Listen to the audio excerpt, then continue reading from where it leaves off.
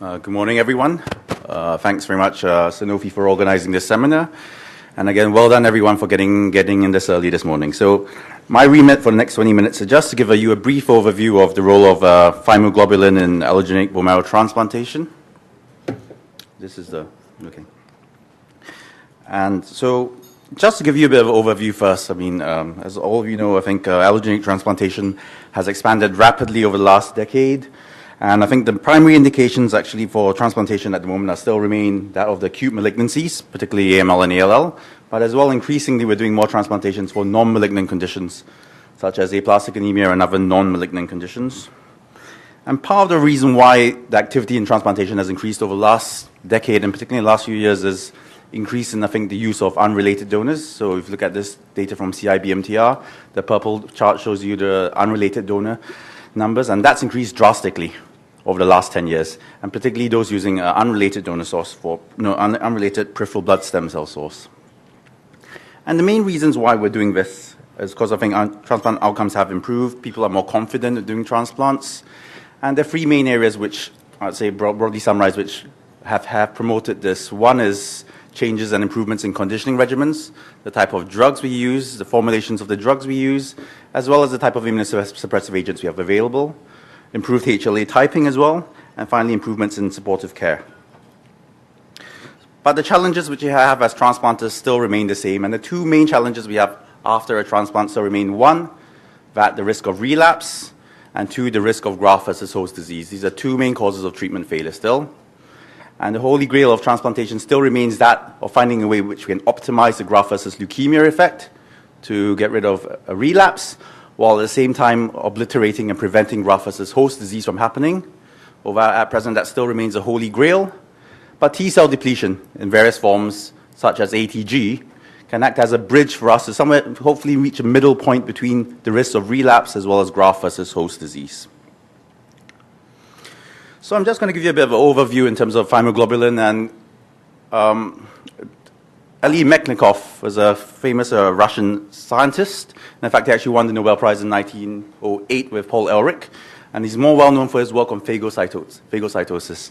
But I mean, unheralded as is, he probably was the father of ATG. And he did some experiments in the late 1800s, where he ground some rat spleens and injected them into guinea pigs.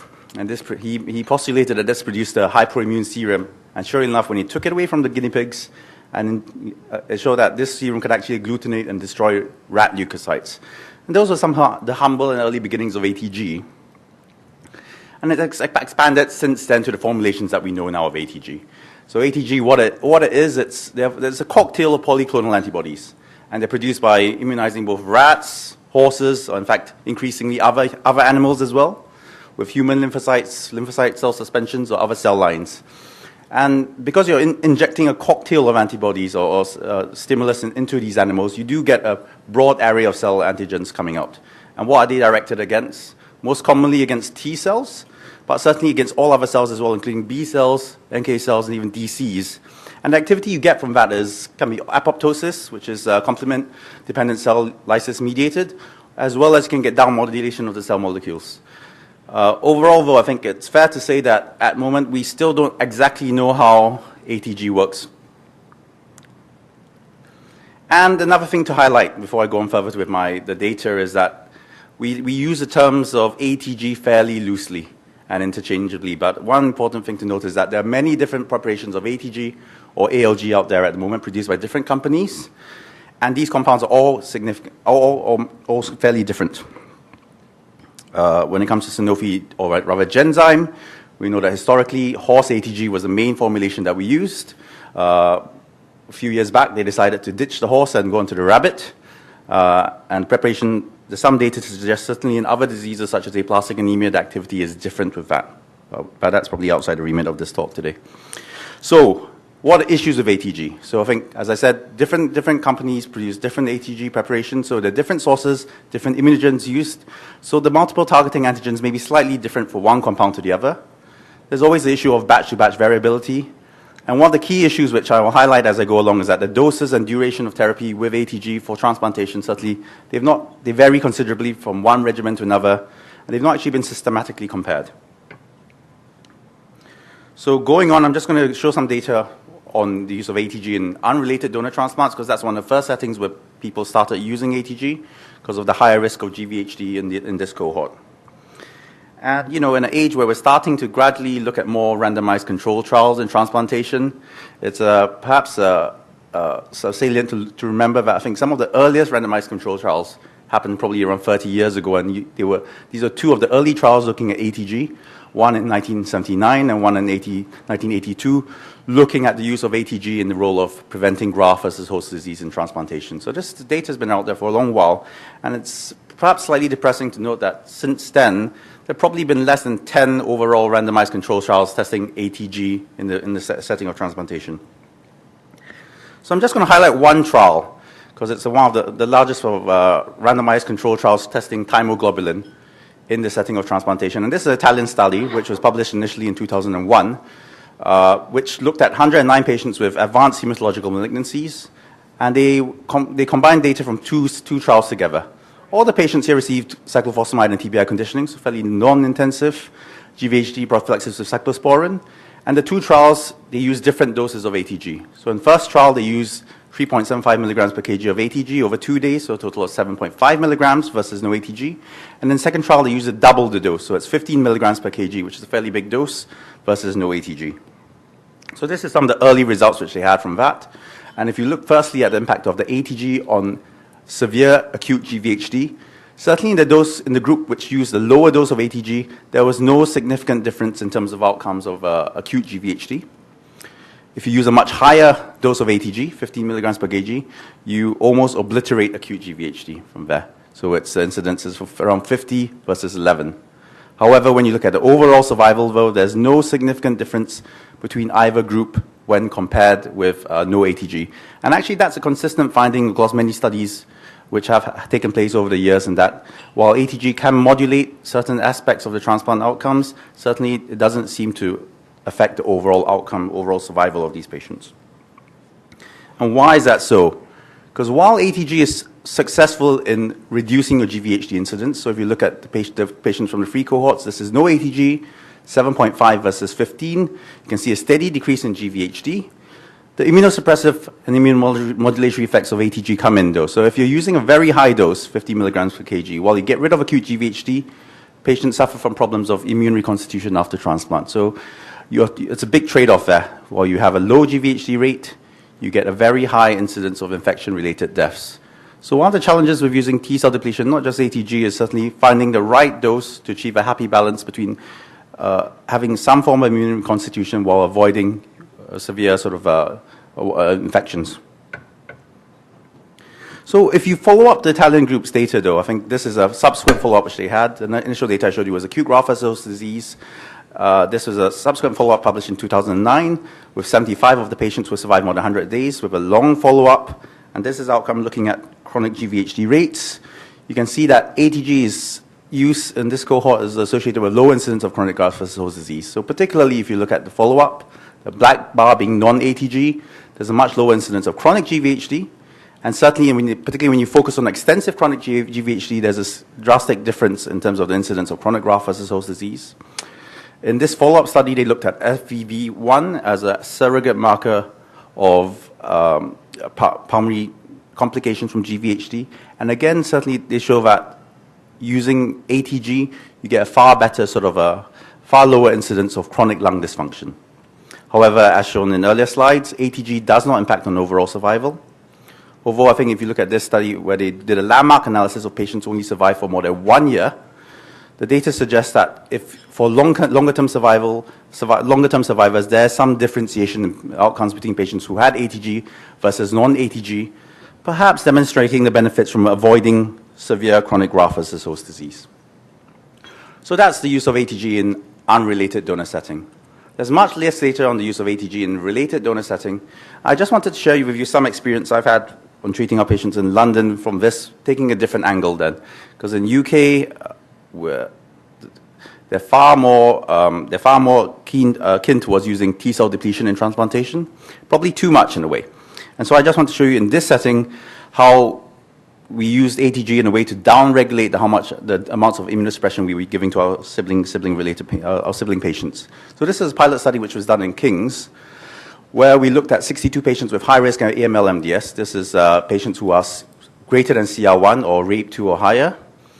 And to give you a historical context, the historical doses of immunosuppression and treatment we're giving for sibling patients was fludarabine, busulfan with Campaf, and that was a significantly high dose of Campaf. That was 20 milligrams over 5 days, so a total of 100 milligrams was significant. And we thought, after looking at our data, that the results were not that good, and we switched on to ATG at a dose which we decided at 6 milligrams per kg. So it's 41 patients versus 21 patients. And this is some of the early data which came out in terms of overall survival. If you look at a 2-year overall survival, certainly there's a trend towards ATG being better than Campaf, 73.7% overall survival versus 56%. And why is that so? If you look at a breakdown from that, patients with given ATG had a lower TRM, probably half that of Campaf. At the same time, in terms of relapse rate, heartily, when you give ATG instead of Campaf, you do see a plateau in the relapse curve from there, whereas the Campaf relapse curve continued to rise. And one of the reasons was that, not surprisingly, patients who received ATG had a significantly higher incidence of chronic extensive GVHD. But at the same time, by giving ATG, we were able to avoid giving subsequent immunotherapy to these patients. So compared with Campaf patients, only 20% of patients with ATG needed DLI, where I think almost 3.5-fold of patients needed DLI in the Campaf arm. So finally, to wind up, a bit of discussion on the use of ATG in the unrelated donor setting. And that's the unrelated donor transplants have come on again in the last 5 to 10 years, particularly umbilical cord transplants and haploidentical transplants. Either of these procedures is associated with a higher incidence of graft versus host disease, though. So the use of some form of T cell depletion is attractive in these instances. This is not by no means an extensive list, but this is some of the larger studies which have been published using thymoglobulin in transplantation. I'd just like to highlight to you some of the early studies, two of the bigger studies. So the first 2 studies are haploidentical and cord blood study, and both of them were using non-myeloablative regimens. But if you look across the board, the amount of ATG used across different studies varies from there. So a slightly higher dose in the Korean arm versus the Spanish arm. But the incidences of graft versus host disease across both arms appears to be fairly similar, which suggests again that there's no fixed dose of ATG that you use for transplantation per se. There are other factors which can modulate it, such as whether you add a backbone of other drugs to your regimen, to cell source as well. And so that's one of the challenges in terms of looking at ATG. What's the optimal dose? And it probably depends on what backbone you're using and the type of transplant you're using. A case in point as well, if you look at the Chinese study, looking at haplo-related transplants, the GVHD incidence appears to be much higher than that with the earlier groups, despite using a high amount of ATG. But the regimens are different again. This is a myeloablative regimen from there, and that probably offsets the reason why you get a higher incidence of GVHD, which is still comparably with historical controls better. Finally, a bit of a comment about other potential side effects of giving ATG in transplantation. So particularly in a few years back, there was a lot of concern about the increased risk of EBV reactivation when you give ATG, particularly in the setting of cord blood transplants, which is a far more immunosuppressive regimen. And this was data from the Wagner group, where they looked at more than 300 patients who got either cyclo or bu backbone together with TBI for a standard transplant or a reduced intensity condition transplant, and the proportion of patients actually received ALG along with this. So this wasn't hemoglobin, this was ATGAM, but I think same case in point. And what they showed was that there was a high incidence of EBV-related complications with viremia in 4 patients and PTLD in 11 patients requiring treatment with rituximab. And if you look at outcomes, I think one of the key factors, if you look at the non-myeloablative arm of cord blood transplants, they showed was that if patients had a non-myeloablative transplant with ATG, there was a much higher incidence of EBV-related complications. This, however, didn't translate to impact on overall survival. And so this is a point of concern when you use ATG in cord blood transplantations. This doesn't exclude the use of ATG in transplantation for cord bloods. However, I think one of the things that increasing people are aware of is if you're using it in certain settings with ATG, you probably need to have an active program of surveillance of EBV, potentially with preemptive rituximab in these patients. So finally, to sum up, data I've shown that shows you that ATG is effective in reducing acute and chronic graft versus host disease. Be wary of differences in preparations of ATG and ALG. There's a lack of comparative data, which is an issue still. And the risk of sounding a bit condescending, I think the balance of ATG usage does depend on the trade-off between the risks and benefits. So it's not a fixed regimen that we use for all transplants. So it depends very much on the setting which you're using and the conditioning regimens you use it. The use of ATG and dose of ATG is dependent on host and donor factors, and it's not quite decided what we'd use for different settings. And certainly more studies are required to determine both the optimum dose of ATG that we're going to use in transplantation, as well as the timing which we're giving it as well then. Okay, with that I'll conclude, and I'll be happy to take questions either now or afterwards. Any questions? Maybe I have one. There was a recent publication by Seufer in Blood where they, in non-myeloablative transplants, where they compared people getting ATG or alemtuzumab or people not getting any T-cell antibody, and found that the ATG group overall did worse than the other two groups. Do you have a comment on that study? Yes, I think that was a registry study done by CIBMTR looking at T-cell. I have some slight issues with that data. Dare I say, I think one of the things is that's pooled data. Certainly, there was no sub-stratification in terms of the type of ATG given, as well as the dose, or even in CAMPATH, the type of dosing, the intensity. And certainly, if you look at the data I showed from London, for example, CAMPATH was actually much worse than ATG in that setting. So I think I take it with a pinch of salt in that it's quite hard to extrapolate to specific regimens. Yeah, and I agree. I was actually a co-author on that study, and we had a lot of controversy ourselves just on how to interpret the data. And the problem is when you lump everything together, as you had shown, ATGs are very heterogeneous, and the dose makes a big difference, and the context that you're using it. So in the non-myeloablative transplants, you're really counting on the T cells to kill the cancer, and so ATG might have a deleterious effect there. Whereas in ablative transplants, you're counting on the high-dose chemotherapy to kill at least most of the cancer. And in fact, most of the studies in ablative transplants have shown that the ATG is useful. And in all the studies have shown less chronic graft versus host disease in people getting ATG. So we haven't given up using ATG, but I think you have to be very critical as you read these papers, because it's the dose and the regimen around that is being used, and the patient population. So it's like many things in transplants, you have the trade-off of benefits of suppressing T cells and alloreactivity, and then the adverse effects on immune system reacting against viruses or potentially the malignancy. But it still is a very important drug for transplant. Okay. All right. Any other questions? Okay.